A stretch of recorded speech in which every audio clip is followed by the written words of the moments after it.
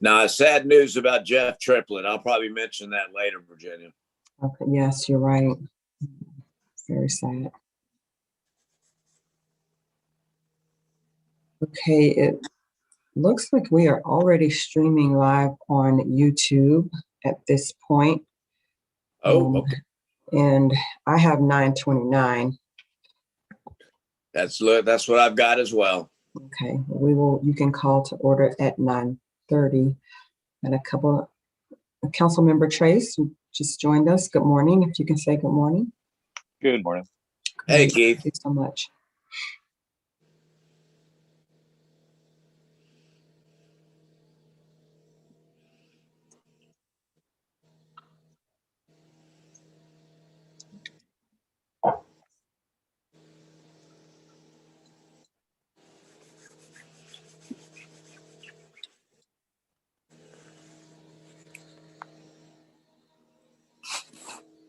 Okay, Mr. Chairman, I have 9:30 and we are streaming live on YouTube, and you are, whenever you're ready, we're ready to go. All right. Thank you, Virginia.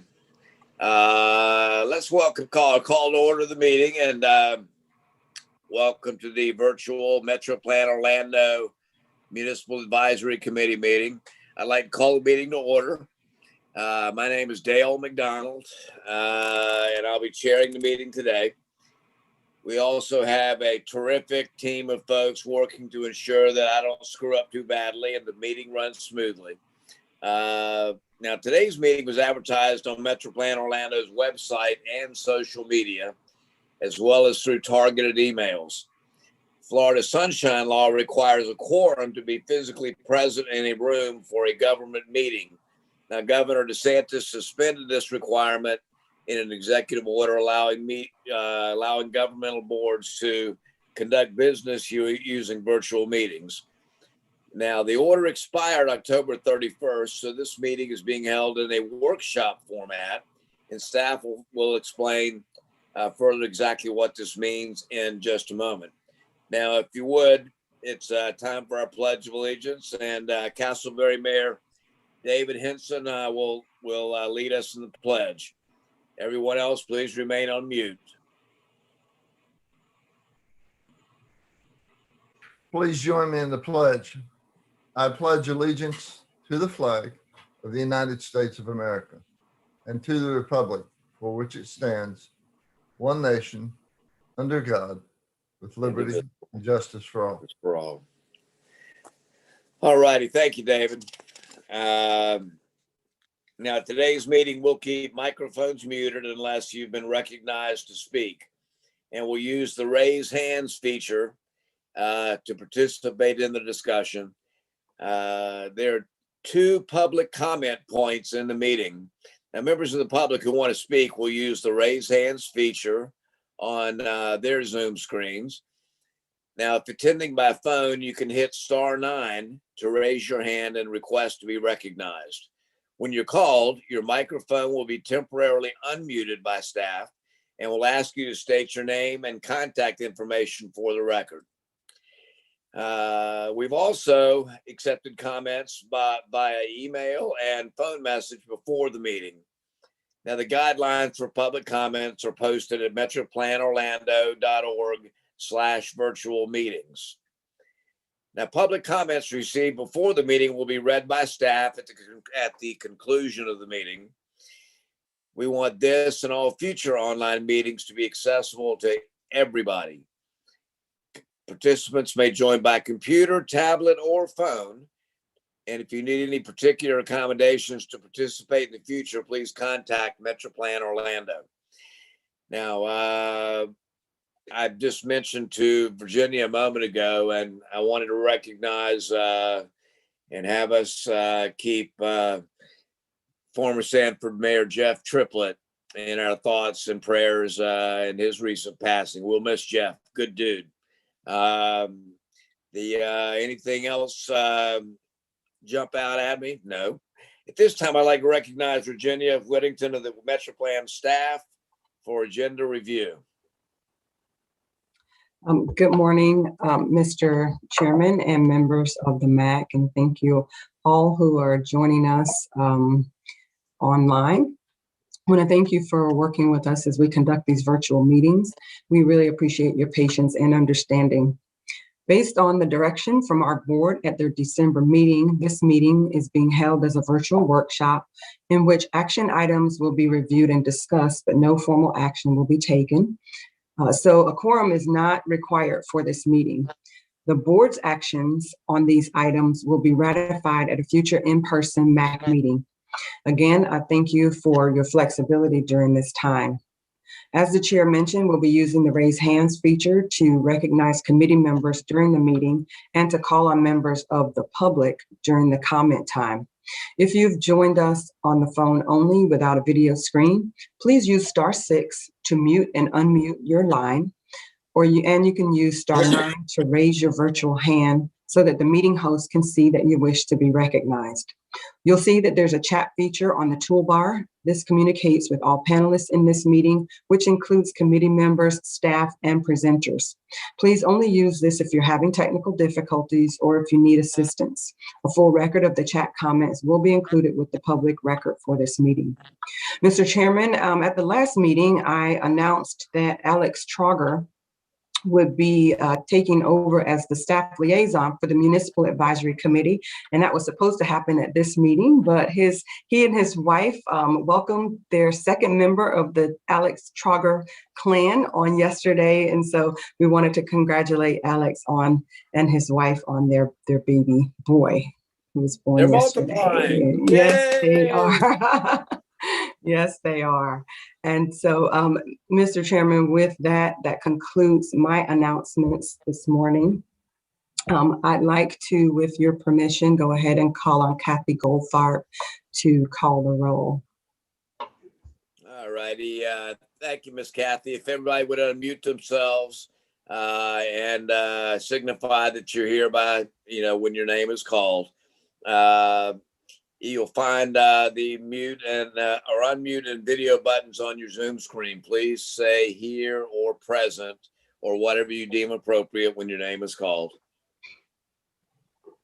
I'll ask all committee members to please go ahead and unmute yourselves now for the roll call, and you can go on mute again after your name is called. Please make sure your video is on if possible so we can confirm it's you. You'll find the unmute and video buttons on your Zoom screen.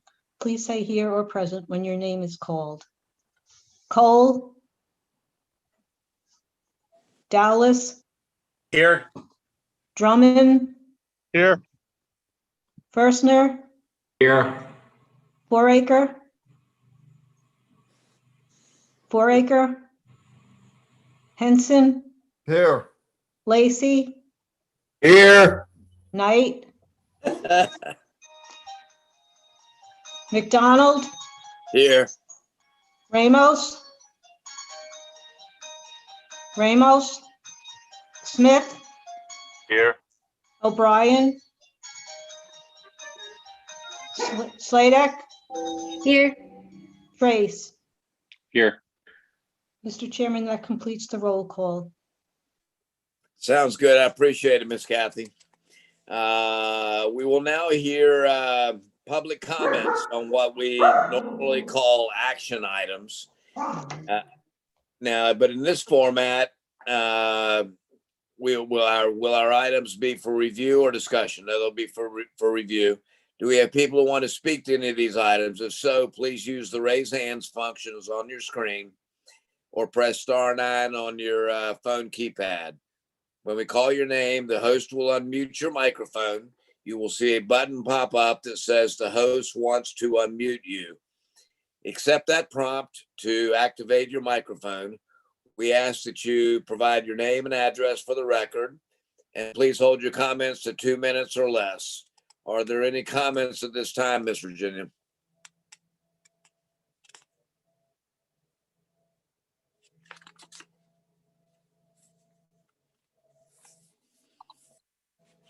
Any written comments that were submitted before the meeting? We've not received any written comments. All right, very good. Let's move right on then. Next, we'll hear from our agency partners. FDOT and Florida's Turnpike are making presentations later in the agenda. So if you would rather defer your comments until then, that's perfectly fine. Ms. Kenya, anything you want to share with us? Hey, good morning, Mr. Chairman. I do not have any updates for this portion, sir. All right, thank you, ma'am. You're welcome. Now, Mr. Saosi, anything you want to share with us today?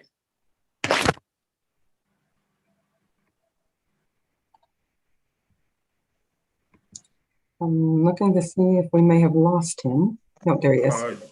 Yeah, I have one update. On Wednesday, February 24th, the Turnpike held an industry forum for the DOT's new commercial back office tolling system.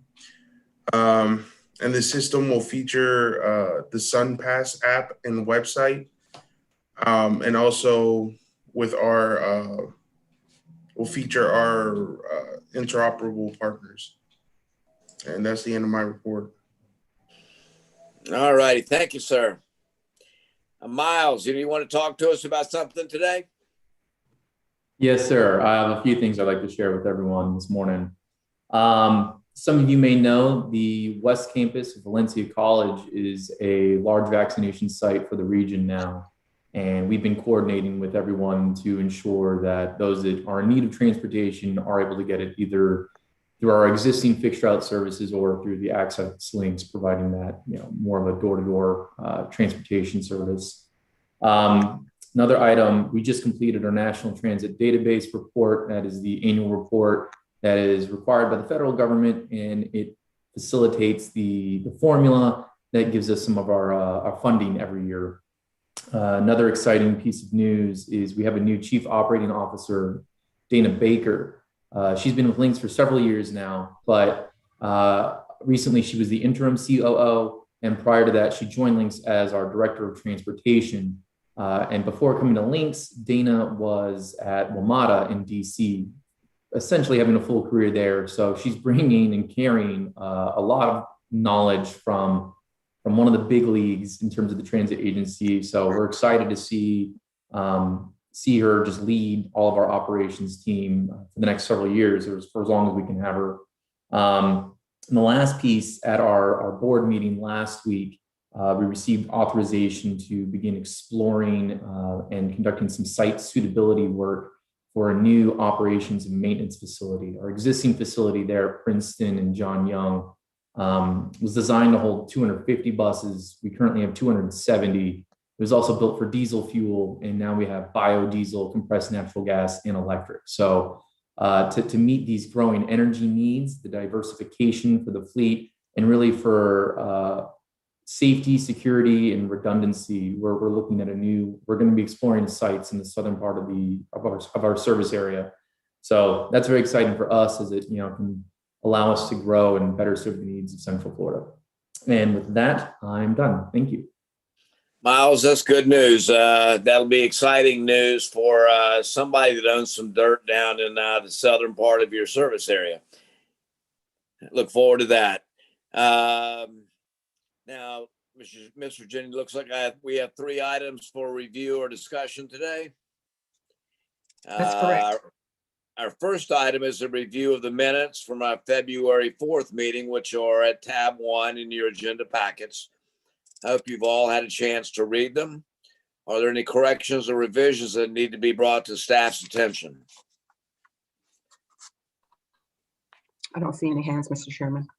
No, that's even better news. So we're going to assume everything's solid with those minutes, and these will be brought back to us for formal approval at a future in-person meeting.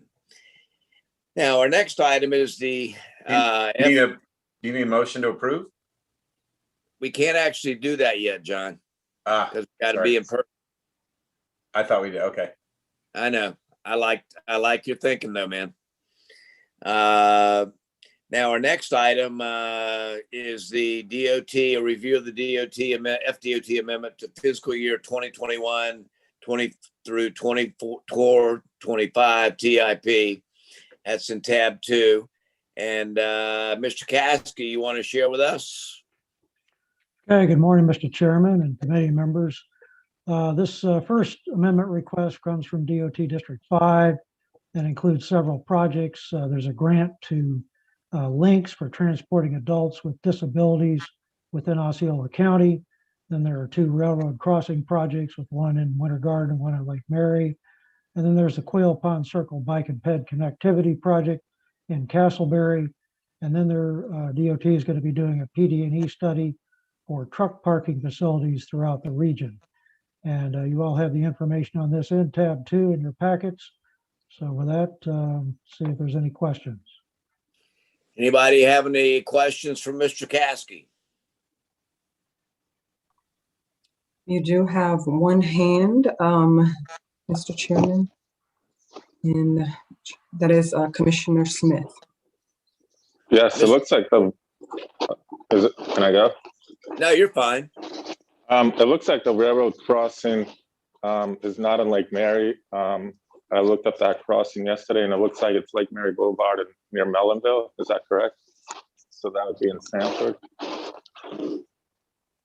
Oh, okay, I'm sorry. Yeah, it is actually in Sanford, but yeah, thank you for the correction. Yeah, that was it.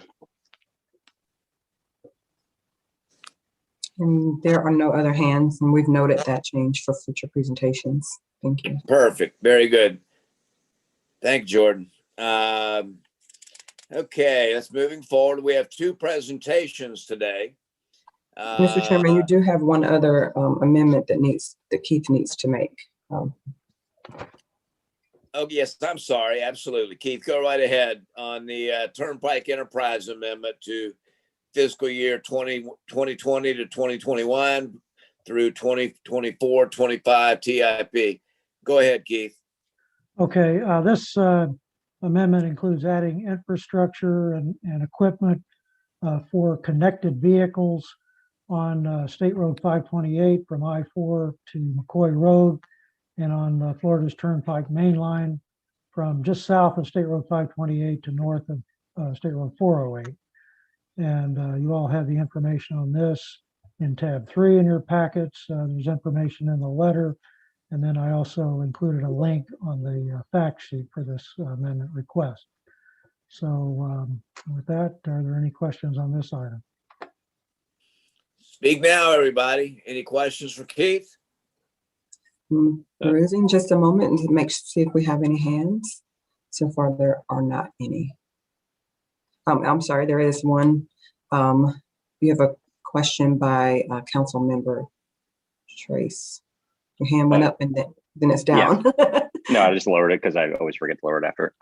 So on this ITS infrastructure that you guys are adding on the Turnpike and 528, is this something that we as cities and counties should be looking into in our communities as well, for some safety, as we get more electric and connected vehicles on the roads? Well, yeah, I would think that's kind of the coming trend. I don't really have any specific information on that, but yeah, there will be more connected vehicles on the road as time goes on. So I would think for the looking at the long term, it would be good for local jurisdictions to be looking at that as well. Okay. Do we have any presentations about this coming up in the future, or is this something that whoever's doing this for the Turnpike Enterprise can send us some more information on? I looked through the kind of the federal information, and it didn't give too many specifics about it. I don't know of any presentations that we have scheduled at this point, but I'm sure at some point we can schedule a presentation either from FDOT or from Turnpike if that's the desire of the committee. And Councilmember Trace, MetroPlan Orlando also recently completed the connected and autonomous vehicle study recently. It's the readiness study. We're going to bring Eric into the meeting, Eric Hill, so that he would be able to give you a little bit more about that. Oh, I don't need an answer on this today. I'm just thinking for the future, as we all set up our capital plans and start thinking about, if we're doing widenings or expansions of roads in our areas, do we start adding the infrastructure for this, whether we put in the sensors or not, or just, putting in fiber optic or whatever we need to do to make sure that we connect as well. All right, Eric, if you want to go ahead and address that. Good morning. Briefly. Good morning. You're able to hear me? Yes. Yes. Okay. Good morning, Councilman. Yes, Virginia mentioned the CAV, the Connected Autonomous Vehicle Study we completed last year. That information is available on our website. However, to answer your question, yes, jurisdictions need to prepare for this technology. The electrification of vehicles in our roadway, as well as vehicles that are connected and operate autonomously. Part of that study, we did have a survey of the jurisdictions and their staff in terms of their readiness for this technology. And we also did an outreach piece in which we wanted to understand the readiness of consumers, our citizens that are going to be purchasing and driving these vehicles. And so if you like, Councilman, I can have a conversation with you, follow up with you on this subject and discuss with you, ways that some small communities in other jurisdictions are preparing or should start to embrace this technology. Yeah, that'd be appreciated. Thank you, Eric. Okay. Thank you, Keith. You're welcome. And to add Keith, on that's to a good that, question. We all have to work that into our capital improvement programs. and Yeah, I just Mr. want to make sure, Chairman, because spending the money now, a little bit of money now, helps us, tenfold later with having to put it in after the fact. right, and Mr. Chairman and members, we will be having more conversations over the next few years too with the implementation of the MTP. So definitely important and great question. Thank you. And none of us will lose Eric's phone number when it comes to that. Thank you, Mayor. Thank you.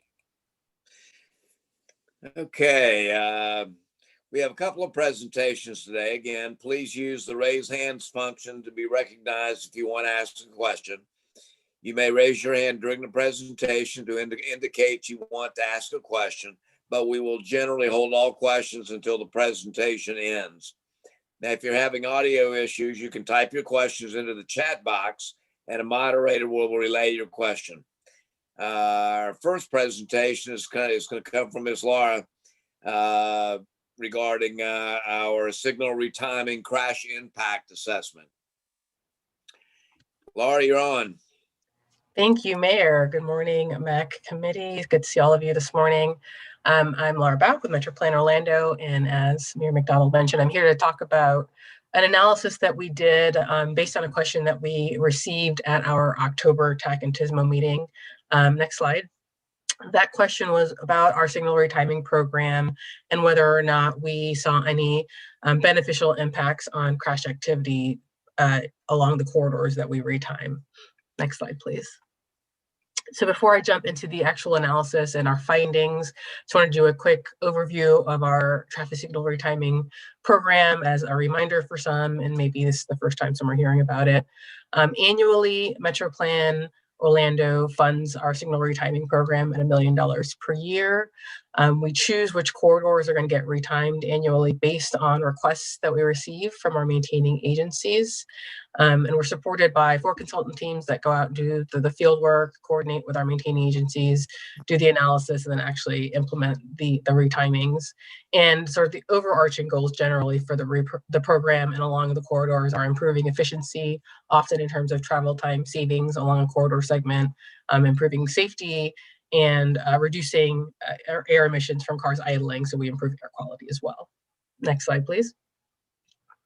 So regarding the methodology for the analysis, this was a very sort of high-level comparison, looking at crash statistics before and after the retiming of a set of corridors that we chose to determine if there was any significant impact that we saw on crash activity. The corridors that we looked at were those that were retimed from fiscal year 2015 through 2018. And we compared crashes for the before from 2011 versus after in 2019. And what we looked at were crash rates, changes in crash rates, changes in crash totals. We looked at totals by crash severity, so fatality versus injury versus property damage only crashes. And then we also ended up looking at if there were differences in crash activity based on the types of roadways that had retimings done on them. Next slide, please. This slide just is an overview of which corridors we looked at, and you can sort of see which corridors were retimed by year based on the color coding. There were 109 total corridor segments that were included. And probably the most interesting takeaway from this particular slide is you can see there are a couple of, or a few, I think, corridors that were retimed more than once within that 4-year period. And it sort of varies by jurisdiction and even by corridor. A rule of thumb for some of the jurisdictions is that they try and retime many of their corridors every 3 years or so. However, sometimes that timeline is pushed up if they are receiving complaints on a particular corridor segment. If there are major changes in development or major changes in traffic pattern, they'll go in and retime corridors more frequently. And on the other side of the card, if the corridor is performing well, then sometimes that retiming goes beyond that 4 years. Next slide, please. So our findings, this slide in particular shows the 4 years of corridors that we looked at, and for each year, how many corridors were retimed is in that top row. And then we looked at how many fewer crashes we saw in terms of total crashes, bike ped crashes, injury crashes, fatality crashes, and then crash rates. And the big picture was that we didn't see any sort of statistically valid impacts on crash activity based on the corridors that were retimed. There were, for most of the corridors, there may have been one of these categories on this slide where we saw fewer crashes, but then in other categories there were more crashes. Overall, the number of crashes and the crash rates increased on most corridors, which is something you sort of expect in the absence of signal timing as well, just because as time goes on, generally traffic volumes increase and you tend to see more crashes. Of the 109 corridors that we looked at, there was only a decrease across all of the metrics shown on this slide along one corridor, that was Avalon Park Boulevard. And as far as I can tell, there's nothing significant about that corridor. It just so happened that there were reduction in crashes, minor reductions in crashes across all of these categories, but overall, no statistically valid impacts. Once we saw these figures, we decided to go back and look and see if there were differences based on the type of roadway. Next slide, please. And so this shows our findings by roadway type. And so we looked at if there were differences in a principal arterial like a 1792 or State Road 436 versus like a minor arterial like the Ronald Reagan or Howell Branch. And overall, our findings again were that there were no statistically valid impacts. The total number of crashes generally still increased. The total crash rate generally still increased over time. Next slide, please. So this is my caveat slide. So now I've told you that we didn't really see any significant impacts. And I think part of that is there are a number of variables that impact safety. And we didn't sort of collect the analysis for all of them. Increases in traffic volumes tend to impact safety, and when there's more traffic volume, tend to see more crashes. There may have been roadway improvements that may have had some impact on some of the corridors. Changes in development can have an impact on how many crashes you see. And we also did not look specifically at changes in crash type to see if overall was there a decrease, say, in rear ends versus angle crashes. But that's something that we could look at on a corridor by corridor basis if there's any interest in specific corridors. And I do want to mention that as we're doing the signal retiming, safety is a factor, as I noted in that slide earlier. It's one of our goals for the retiming. And so we do things like adjusting the clearance time in some areas to give more yellow to decrease the number of times people are running red lights. We adjust pedestrian timing on many of our corridors, in particular near a lot of our schools. We'll give more pedestrian timing for bicyclists and pedestrians to get across and things like that. Next slide, please. And then I also want to emphasize there are many other benefits associated with the signal retiming program. It's one of the reasons it's sort of one of our flagship programs that we do every year. This particular slide shows the benefit cost summary for our 2019 retimings. That's the last set of retimings that we have a before and after analysis for. And another thing that MetroPlan funds, in addition to that $1 million that goes towards the retimings themselves, we also do a study every year looking at the prior year of retimings to see what the benefit we got from those retimings. And so for 2019, for those corridors that we retimed, we saw or expect 337,000 hours in travel time savings, and that's sort of annualized over 3 years for those corridors. And assuming that $18.29 per hour cost of time, that gives us a $17.8 million 3-year benefit. And then you can see what the benefit cost ratio is in the bottom right. Next slide, please. The top part of this slide shows our benefit cost ratio over the years since MetroPlan's been doing the signal retiming program. Sort of major takeaways, we're still getting pretty good benefit cost ratios, but you can see that they're decreasing over time. And we think that's happening because there's only so efficient we can make our roadways. And so in light of that, we're working with our maintaining agencies to look at other benefits that they may want to get out of these signal retimings, and to start looking at some other metrics to help us as we're doing the retimings and keep them relevant and really beneficial for our region. And then in the bottom left, you can see some more results from that 2019 retiming in terms of the fuel savings for those retimings that year, as well as the reduced vehicle emissions. Next slide, please. And then one last benefit that I wanted to mention, that with respect to our signal retimings, another thing that we're able to do is coordinate with some of our other modes. As you can probably tell from the slide, Sunrail is one of those places. We know that when Sunrail first started, there were some areas where there were some places where people were having to sit at red lights for a really long time just based on when the trains came in versus the signal timings. And so we were able to work with Sunrail and the retimings to try and we continue to do that as issues pop up. And next slide, please. With that is all that I have for you, but I'm happy to answer any questions that you may have today. Anybody have any questions? Okay, I'm looking. I don't see a hand yet. Let's give it a second. There are none, Mr. Chairman. All right, I appreciate that. So I'll fill in the void with that. Miss Laura, Yes. I'd be remiss in not mentioning our corridor through Maitland with Howell Branch and Horatio, and all with a desire for South Seminole County and East Orange County to be able to get to the interstate in the morning and in the afternoon and get back. That's clearly a corridor that is a challenge in moving traffic through there. Winter Park faces a similar problem with, Aloma and Fairbanks, all of which are trying to get to the interstate in the morning and back in the afternoon. And as nicely as I can put it, I'm not sure we can continue to pretend not to know these things. So let's see if we can find a way to efficiently move that traffic in the morning and the afternoon the best we can. Okay, noted, Mayor. And I will say that we will probably be asking for those requests to come in towards the end of next month. The next time that you see us, we'll be doing that request for a signal retiming request from you. So maybe those are corridors we can look at for next year. I thought I would throw it in now because I guess your plug. I'm not sure I'll be around the next meeting. So, but that's great work, and there are clearly challenges that we have where things can work in tandem with both traffic and other modes.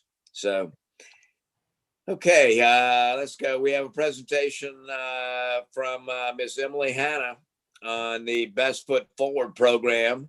Miss Emily, you ready? I am. Thank you, Mr. Chairman. Good morning, committee members. My name is Emily Hanna. I am the Executive Director of Bike Walk Central Florida, and I'm here today to present to you on our pedestrian safety program, Best Foot Forward. Next slide, please. But before I begin, I'd like to do a little brief introduction on Bike Walk Central Florida, the nonprofit advocacy organization that administers the Best Foot Forward program on behalf of its coalition partners.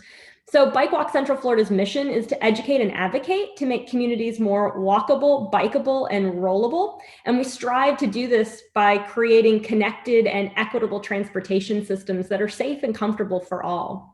And so there are a couple ways we do this. One is through the Best Foot Forward program, and I'll talk in detail about that later. But I wanted to mention our Bike 5 Cities program as well. That is our 28-mile advocacy ride through the city of Winter Park, Maitland, Eatonville, Castleberry, and the city of Orlando.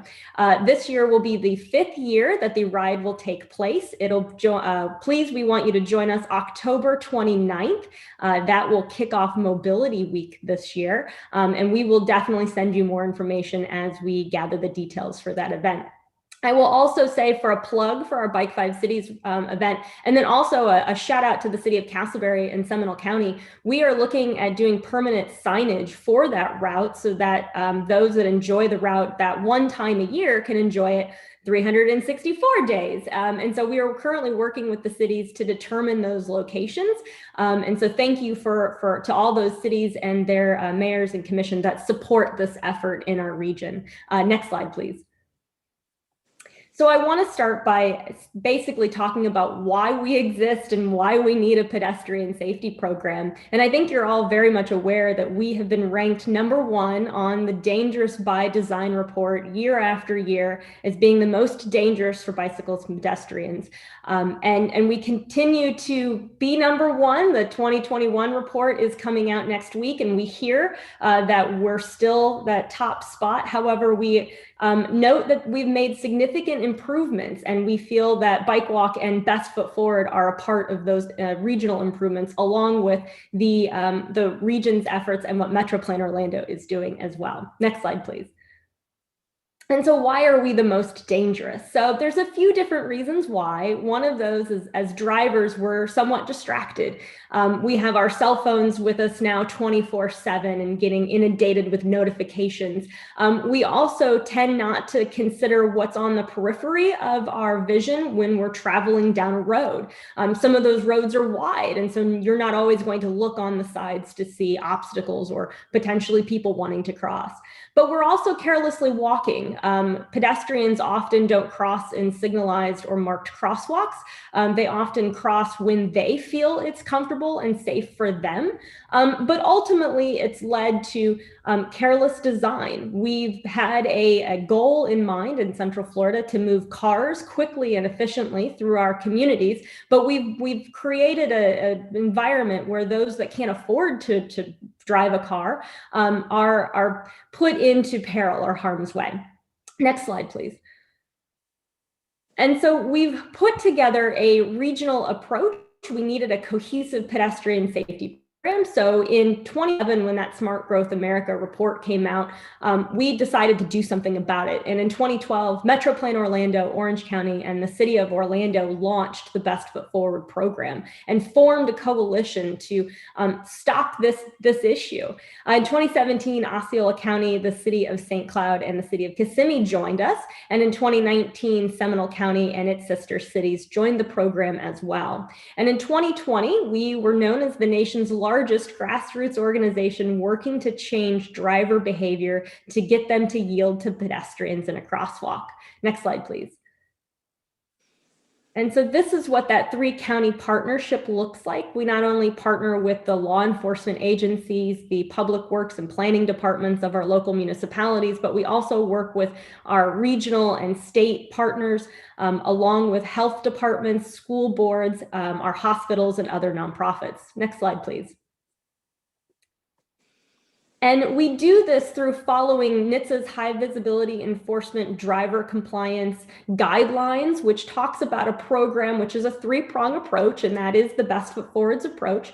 Is education, so we go out and educate drivers. We also look at low-cost engineering improvements, and then we target with enforcement. We try to educate drivers through our Operation Best Foot Forward, which I'll talk about in a little bit. Next slide, please. And so we begin by identifying crosswalks that might have areas or notes of concern. There could be increased pedestrian activity at a crosswalk, or it could be a point of interest like a school or a transit stop. It could also be along a high crash corridor where we've seen a lot of accidents, crashes, and fatalities.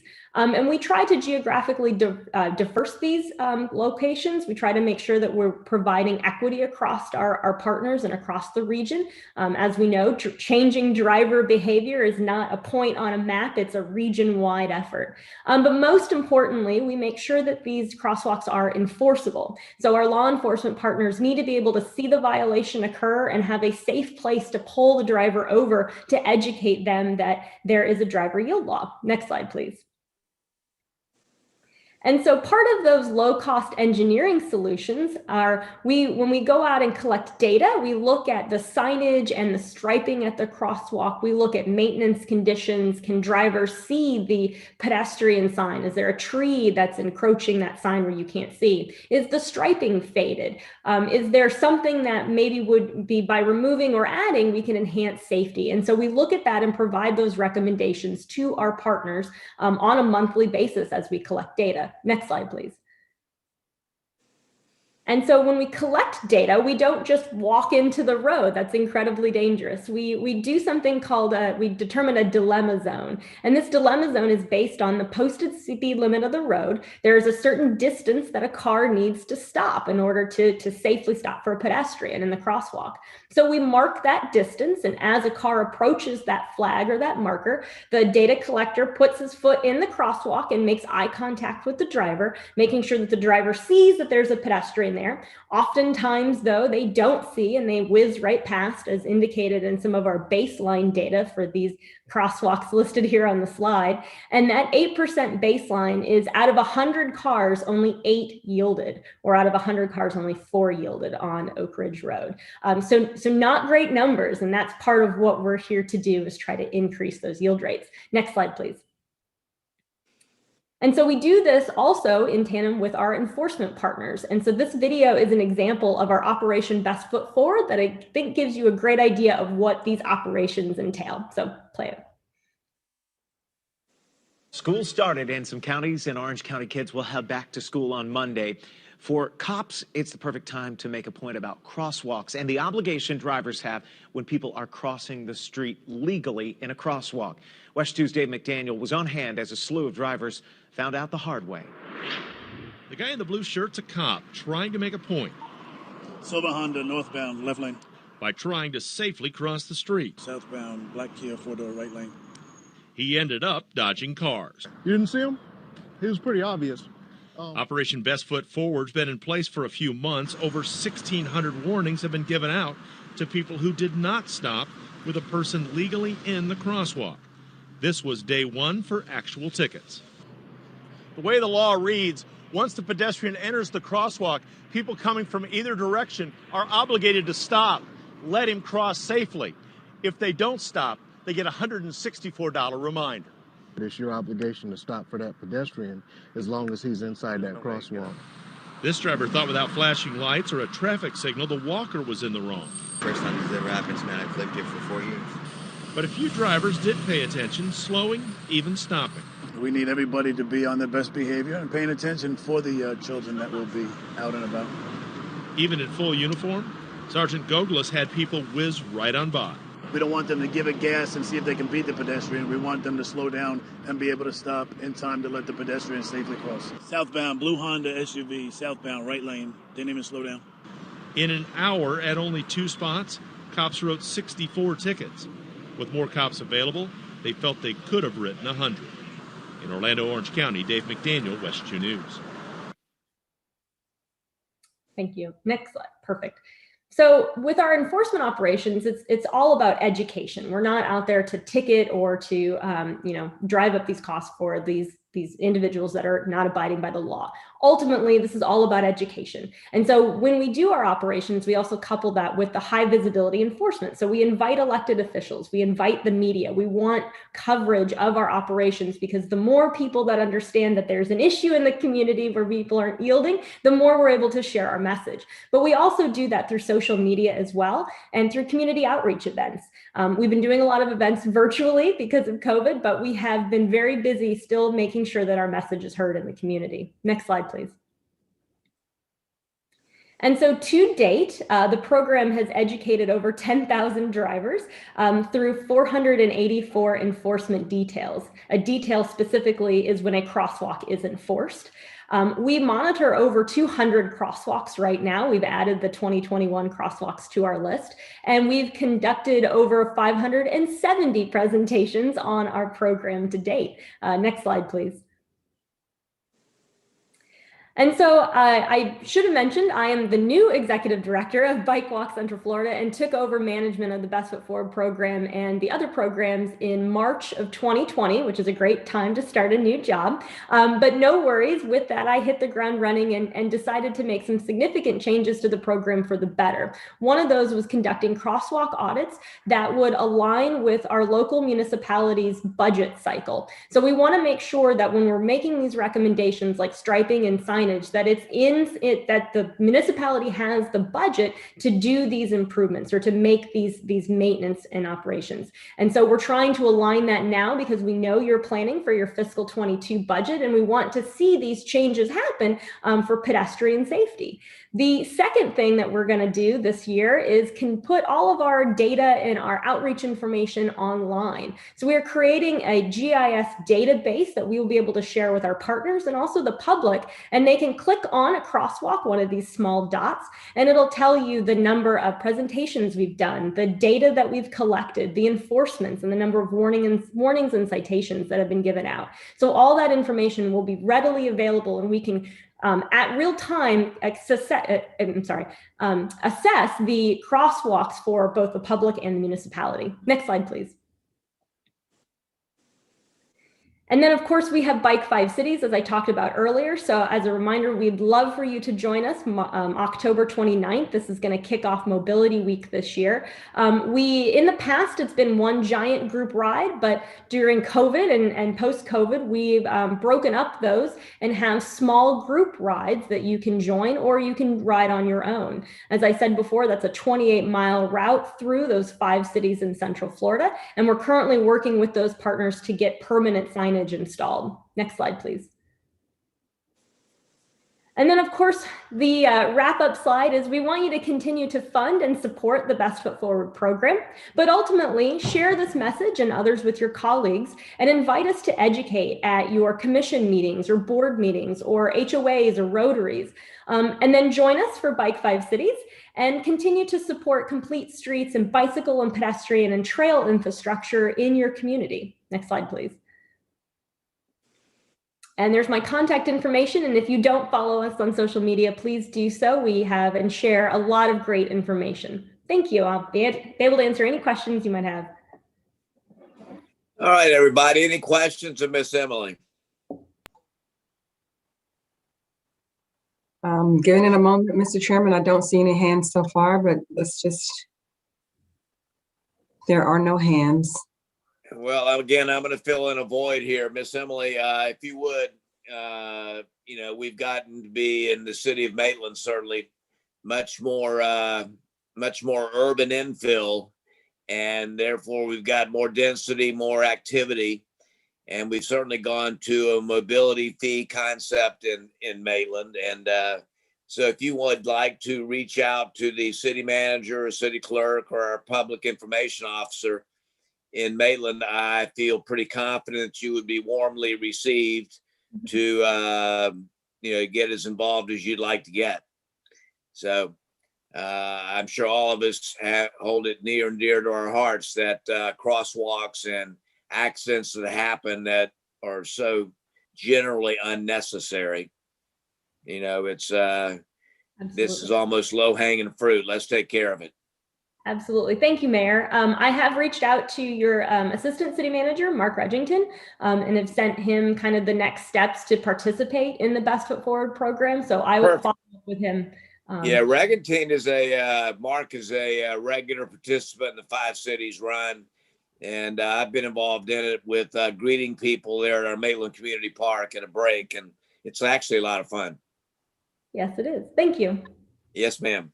Mr. Chairman, we've been joined by Commissioner Saul Ramos from the town of Oakland, and I think he may have wanted to make a comment, not sure.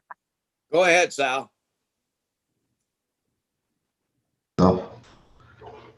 Hello. In our town of Oakland, we don't have that much crosswalks, Emily.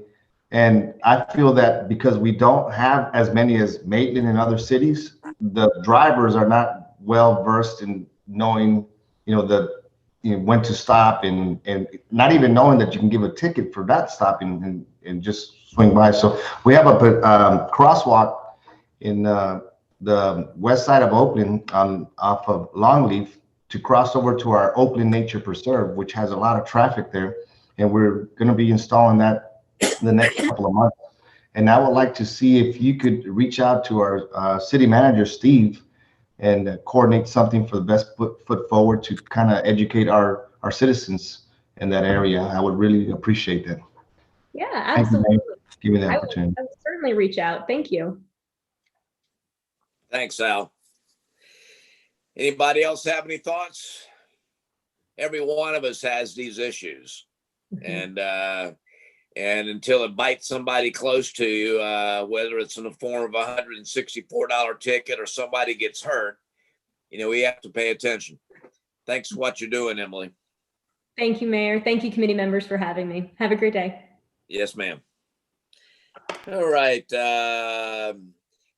Moving forward, there are several items under general information at tab 4 in your agenda packets, including the information about the 2021 board legislative priorities.